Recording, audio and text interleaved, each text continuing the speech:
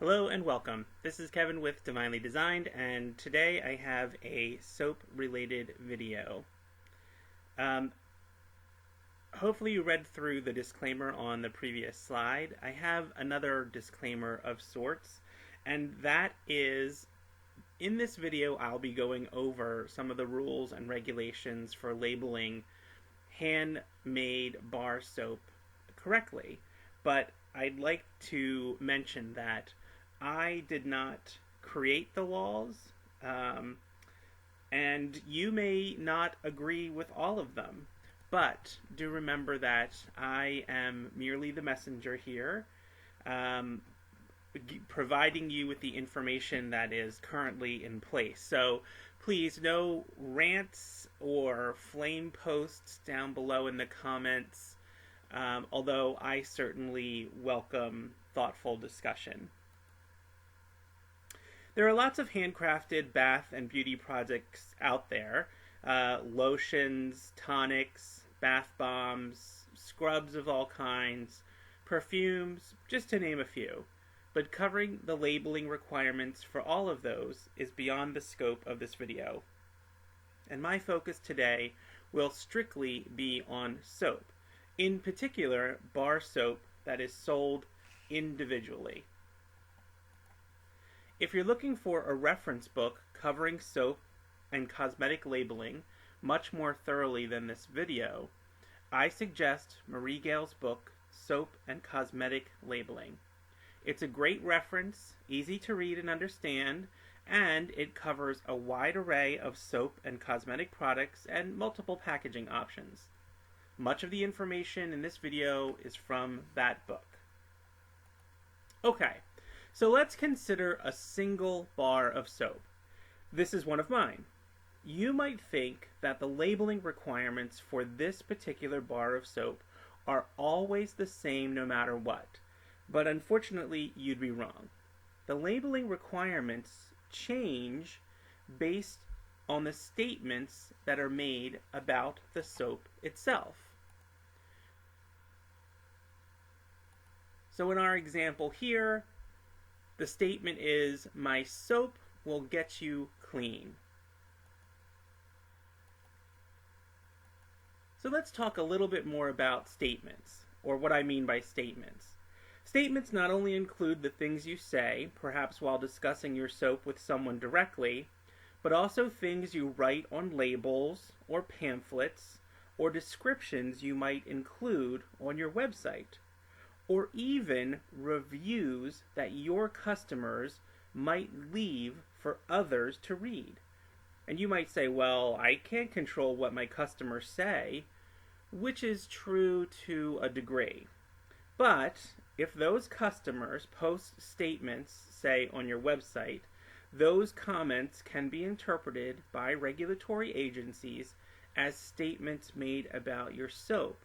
And you, as the owner of the product and the website, would need to moderate those comments appropriately. Okay, let's take a look at some specific examples. Here we see the same exact bar of soap. And I want to make this point clear, that in all three of these examples, the bar of soap is exactly the same. The only difference is in the claims or statements that are made about the soap. In our first example, the statement is, "This soap will get you clean."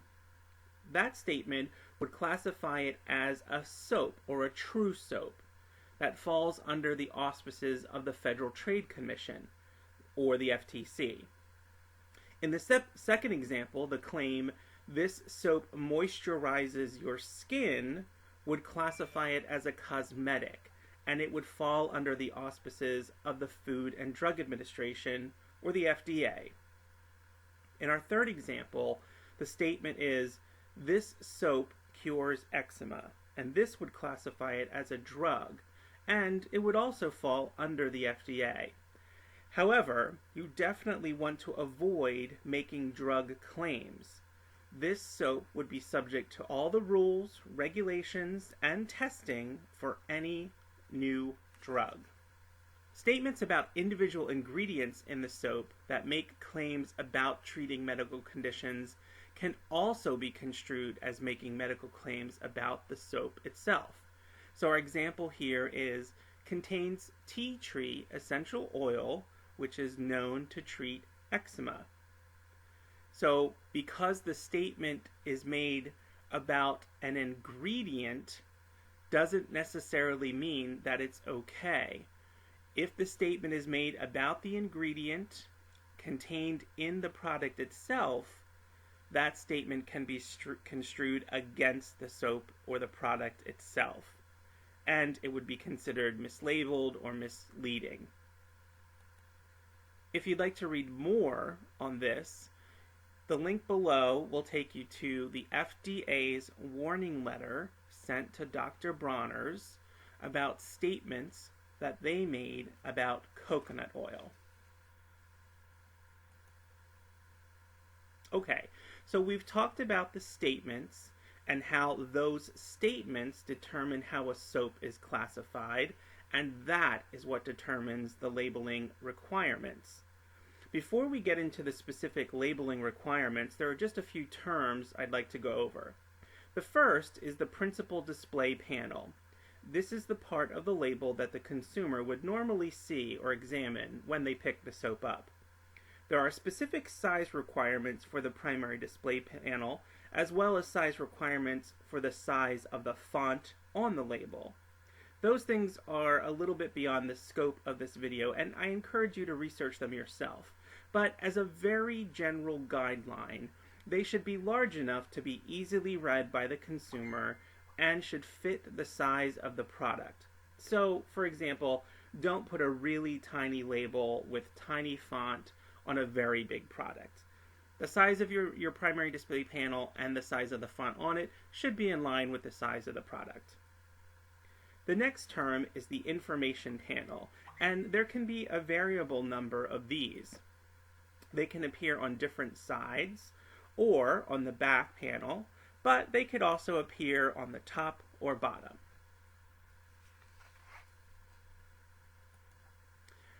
Let's talk specifically about plain soap, where the only claim made is that it will get you clean. There are no cosmetic claims or statements made about the soap.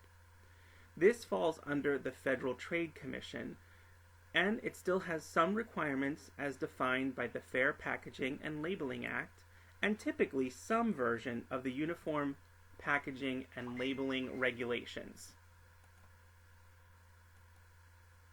Let's take a quick look at some information on a cosmetic.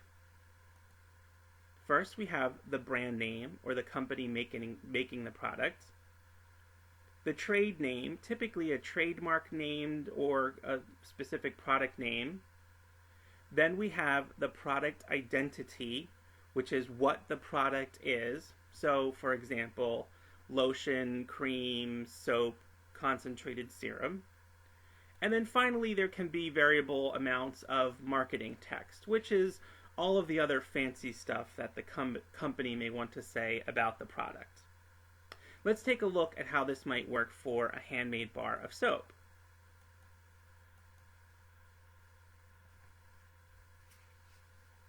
Here's our bar of soap with a label and some information. Handmade bar soap doesn't typically have a trade name, so for the purposes of this presentation, we're not going to include it here. Our brand name here is the Super Suds Company. Our product identity is soap. And we have some marketing text telling consumers how great the soap is.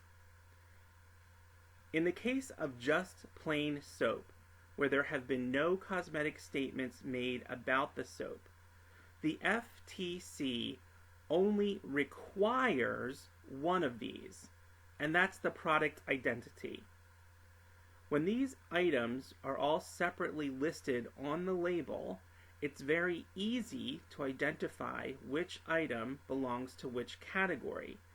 But sometimes label designers want to jumble them all up, and this can create confusion as to what the product identity actually is.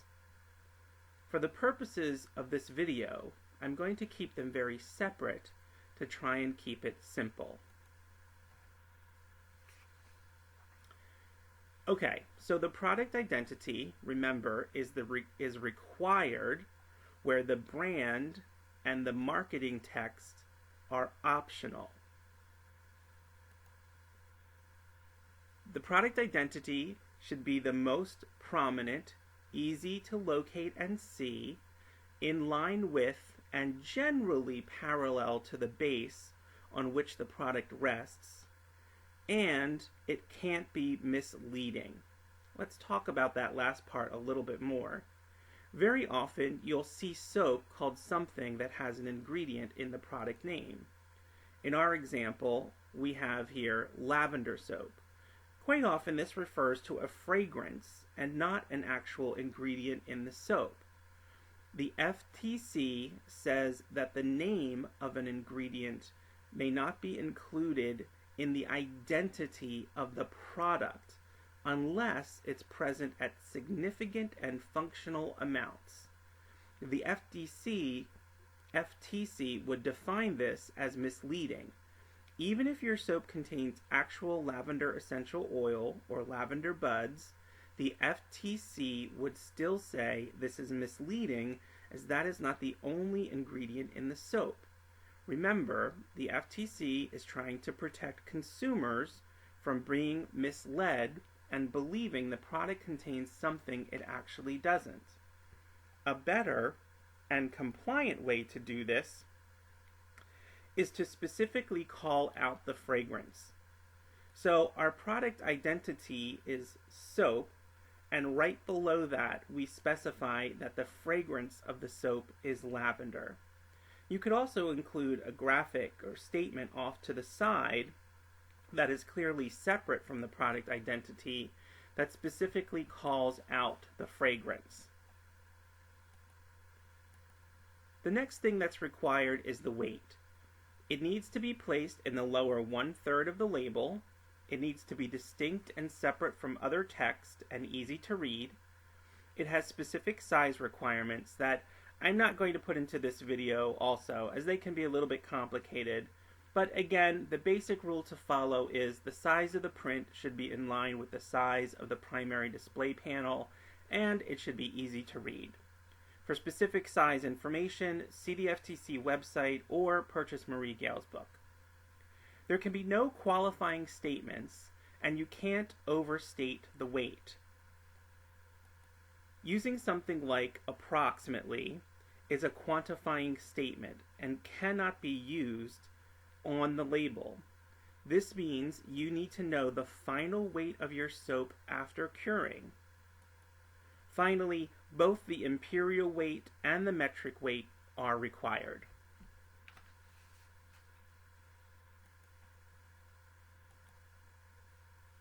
The last requirement needs to appear on the information panel.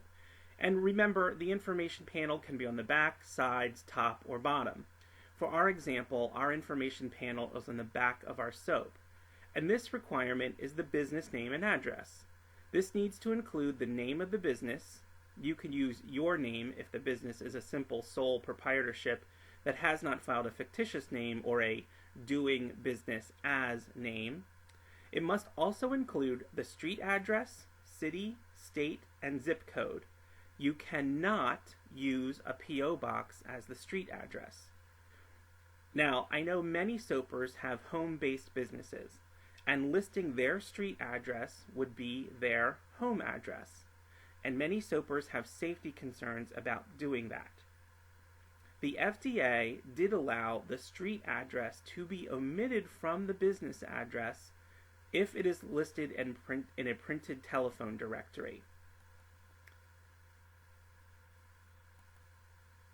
In 2012, the Handcrafted Soap and Cosmetic Guild petitioned the FDA to remove the street address requirement. In 2014, the FDA responded and denied the petition, but at that time, they clarified that if the business address appears in a print or online telephone directory, the street address may be omitted from the label. For those of you interested, you can go to www.yellowpages.com to enter a free listing.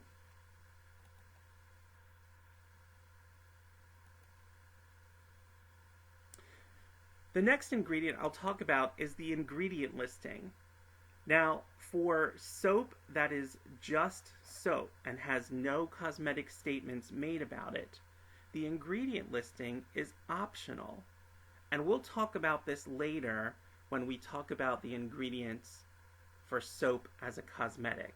So keep this in the back of your mind.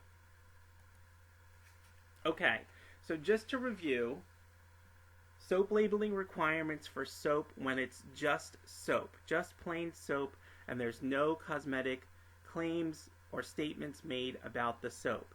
You must have the product identity, which is on the principal display panel. You must have the weight, which is on the principal display panel. And you must have a business name and address, and that appears on an information panel. Okay, let's talk about soap as a cosmetic. This falls under the Food and Drug Administration. The Fair Packaging and Labeling Act, and usually some version of the Uniform Packaging and Labeling Regulations, still apply, plus additional requirements.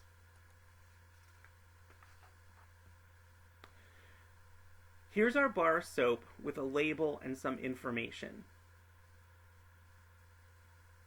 Just like we discussed before, Handmade soap doesn't typically have a trade name, so we won't be addressing it here. And as we mentioned before, as with soap as just plain soap, there can be variable amounts of information for names.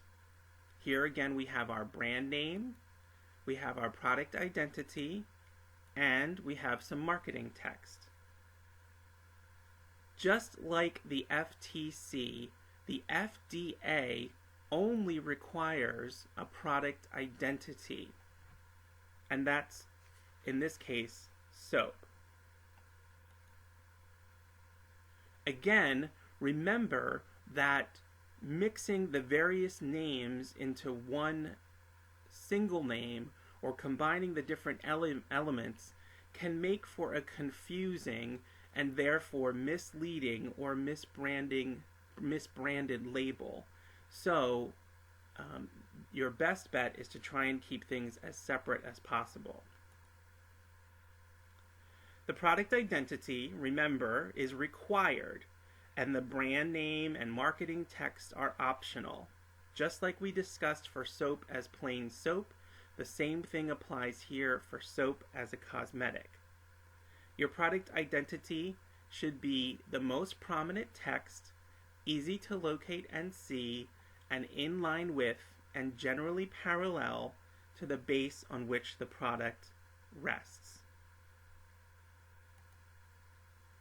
Now, previously we talked about the FTC and not allowing an ingredient in the product identity. Our example there was lavender soap. The FDA does not have the same regulation as the FTC that an ingredient cannot be included in the product identity. But it does say that the product name cannot have an ingredient. If it does, it's considered misbranded or misleading. I want to take a moment to pause here and acknowledge a couple of things. First, this can be very confusing. I understand that. It's very confusing that the FTC and the FDA have similar but still different requirements for what seems like should be exactly the same thing. Second, if you walk into a store, you will probably see products that violate this rule a lot, and the FDA does not seem to be issuing warnings to companies that do it. Marie Gale's book suggests that the FDA basically has larger issues and lacks the people power to follow up with all of the companies that violate this rule. However, including an ingredient in the product name is still mislabeling according to current regulations. And third and final, in my opinion, the best approach is to simply keep the different names separate on your label. Don't jumble up all the various elements together. Keep them separate and very clear. Don't include ingredients in the product name or the product identity, but instead label it specifically as a fragrance or with a separate graphic that showcases a particular ingredient. That way, you will be in compliance with all applicable regulations. Just like soap as plain soap, soap as a cosmetic also requires a weight, and the requirements are exactly the same. It needs to be placed in the lower 1/3 of the label. It is distinct and separate from other text and easy to read. It does have specific size requirements. Again, I'm not going to go into them in this video, but as a general rule, they need to be in line with the size of the primary display panel and the product itself. Again, there can be no qualifying statements, and you cannot overstate the weight, and you must include the imperial weight and the metric weight.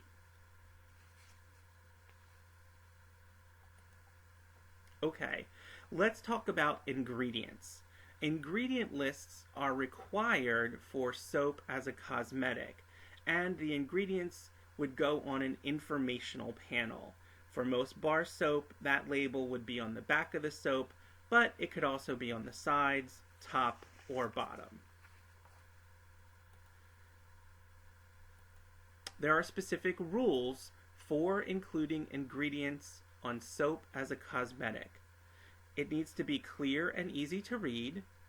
The ingredients are listed from most used to least used. Ingredients that are used that are less than 1% appear at the end of the ingredient list, but can be listed in any order. Approved color additives can be listed in any order after other ingredients, but additives that aren't approved as colorants must be listed with other ingredients.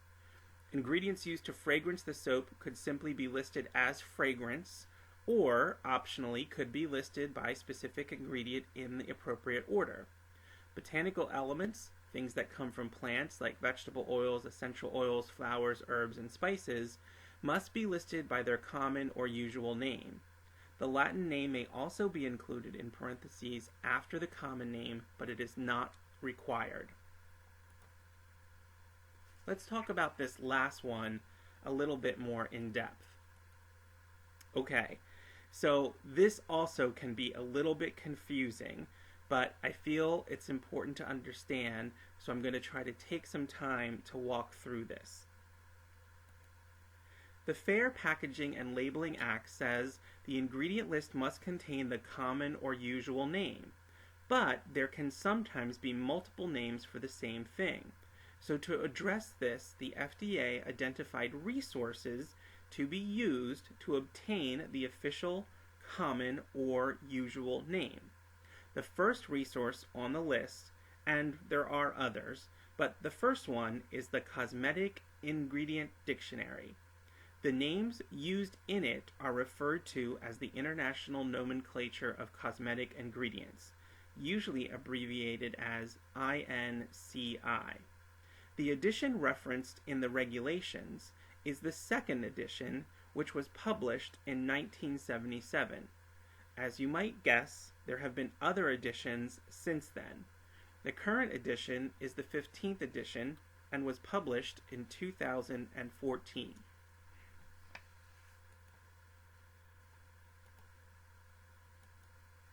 In 1995, the 6th edition was published, and the European Commission accepted the names for use in Europe, and these were intended for use in multiple countries, speaking different languages, and at that time were changed to their Latin binomial names. As many cosmetic companies expanded their markets and sent products to other countries, they wanted to be compliant with the 6th edition and include Latin names. However, the FDA still only recognizes the second edition as the official version.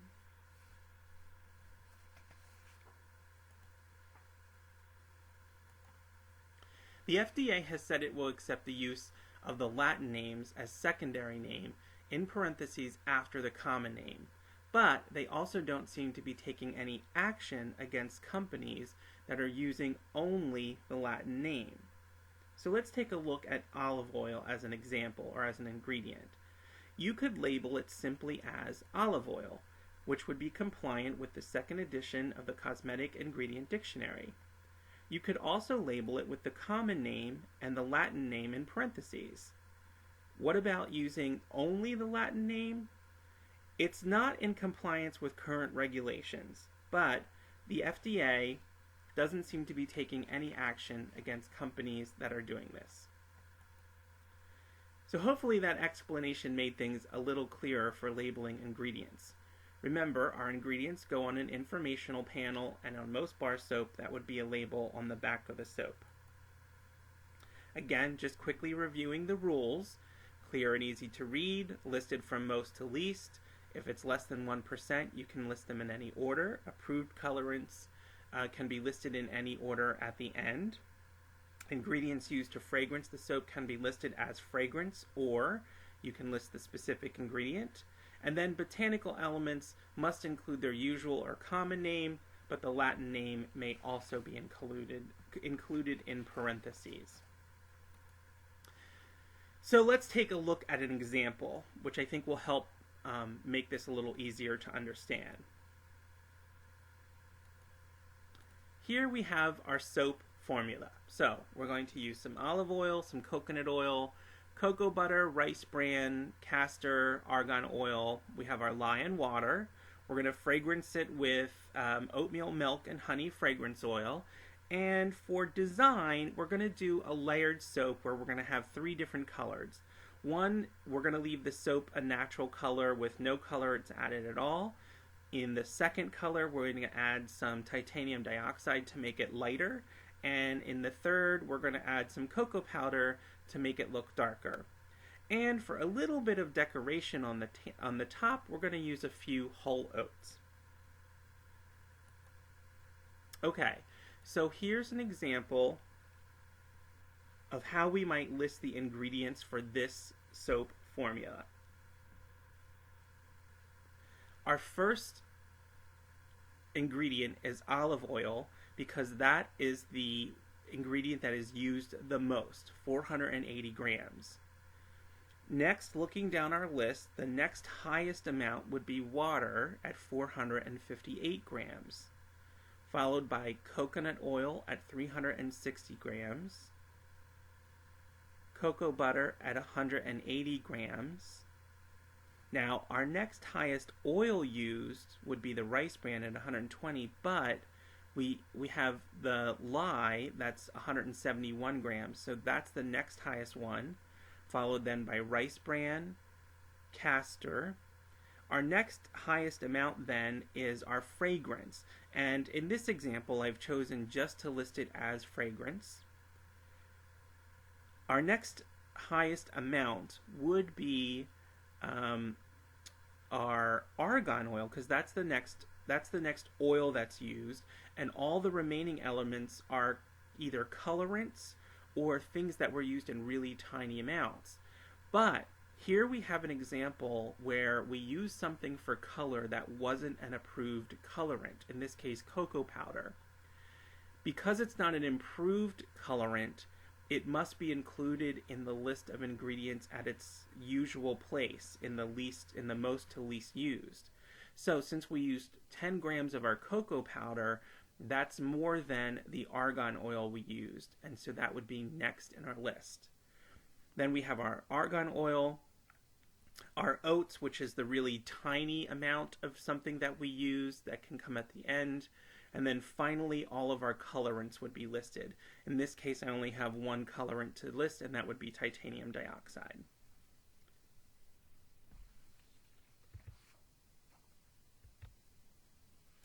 Another example is listing the ingredients but including the Latin names in parentheses. So this is exactly the same as the label we were just looking at, but in this case we've included the Latin names as well.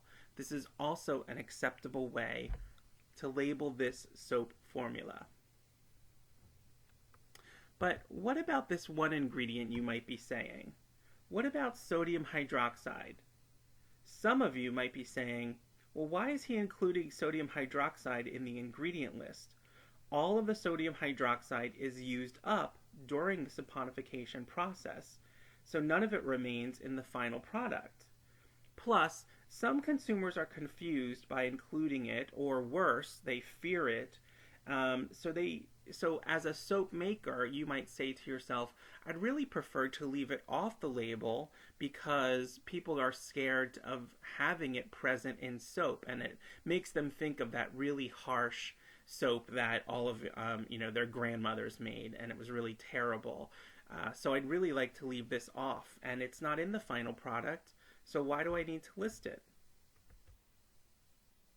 The FDA has said that a substance formed through a chemical reaction between two ingredients can be listed either by its starting materials or by the reaction products. What we've been talking about so far have been the starting materials. As an alternative, you could list the ingredients by their reaction products, in which case, instead of oils themselves, you would list the saponified version of that oil. In this case, since the sodium hydroxide has indeed been all used up, you can omit it from the label. But think about the basic chemical reaction when making soap. The addition of a strong base, like sodium hydroxide, to fatty acids, like oils and butters, creates soap and glycerin. But how much glycerin is actually in the finished product? And what about unsaponified oils? If you've created your soap with any amount of superfat, you will have unsaponified oils that remain in the final product. How much of each of those are in the final product, as they will need to be listed in the appropriate order?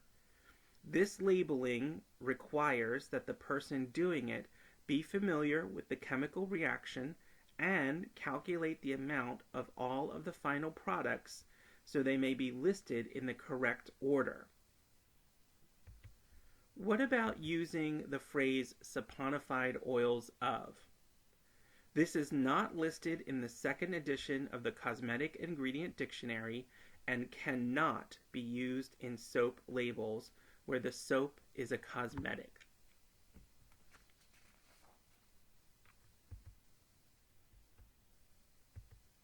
What about labeling ingredients for soap that isn't a cosmetic? Remember earlier in the presentation, I said that ingredients for soap that's just plain soap is optional. You don't actually have to list any ingredients for soap where soap is just plain soap and there have been no statements made that make it a cosmetic. But many soap makers want to include their ingredient list because they have consumers who are interested and they want to see the ingredients in the soap, or perhaps they use really quality ingredients that they would like to use as a marketing tool to list the ingredients that they use.